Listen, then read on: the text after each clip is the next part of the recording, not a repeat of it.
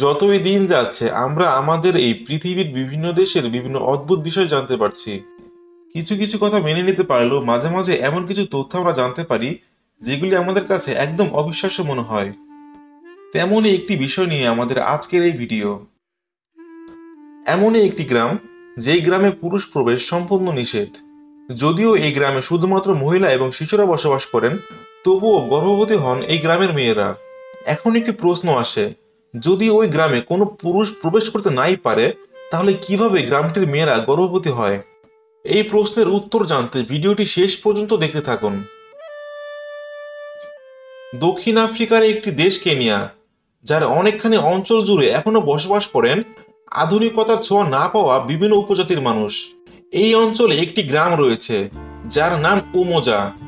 গ্রামটি গড়ে উঠেছে ঘন জঙ্গলের মধ্যে, এমন এক দুর্গম এলাকায় কেবলমাত্র নারীদের গ্রাম গড়ে ওঠার কারণ কি, আর কেনই বা সেখানে পুরুষ প্রবেশ সম্পূর্ণ নিষেধ? এই গ্রামটি গড়ে ওঠার পেছনে রয়েছে এক কুৎসিত ইতিহাস, যেটি জানার জন্য আমাদেরকে একটু অতীতে যেতে হবে। 1990 সালে 15 জন নারী এই গ্রামটি গড়ে তোলেন। ব্রিটিশ সেনাদের হাতে ধর্ষণ এবং নির্যাতনের শিকার হয়েছিলেন তারা। গ্রামে ফিরে এলে তাদের পরিবার তাদের গ্রহণ করতে অস্বীকার করেন, এমনকি গ্রামটিতে বসবাস করার অধিকারও তারা হারিয়ে ফেলে। তীব্র ঘৃণায় কোনো পুরুষের সঙ্গে আর থাকতে চায়নি তারা। এরপর তারা ঠিক করেন গ্রামের এক কোণায় তারা বসবাস করবেন। এভাবেই 15 জন নারী একসাথে গ্রামের এক কোণায় বসবাস শুরু করেন।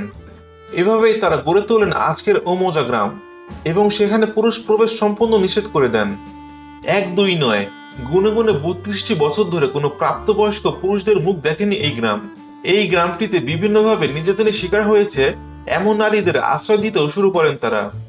বর্তমানে প্রায় 250 নারী রয়েছেন উমোজা নামের এই গ্রামটিতে। আমাদের প্রশ্ন, পুরুষ প্রবেশ নিষিদ্ধ হওয়া সত্ত্বেও কিভাবে গর্ভধারণ করছেন এই গ্রামের নারীরা? তাহলে কি কোনো অলৌকিক শক্তির কারণে এমন হচ্ছে? না, এমন কিছুই নয়। এই গ্রামের মেয়েরা তাদের গ্রামের আশেপাশের অঞ্চলের পুরুষদের মধ্য থেকেই নিজেদের পছন্দ মতো সঙ্গী নির্বাচন করেন, কিন্তু একবার গর্ভধারণের পর সেই পুরুষের সঙ্গে আর কোনো সম্পর্ক রাখে না তারা। জন্ম নেওয়া সন্তানের অধিকার একান্তভাবে মায়ের। একাই সন্তানকে বড় করার ভাড়া নেন তারা। আর এভাবেই এই গ্রামের নারীরা তাদের আন্দোলন চালিয়ে যাচ্ছেন।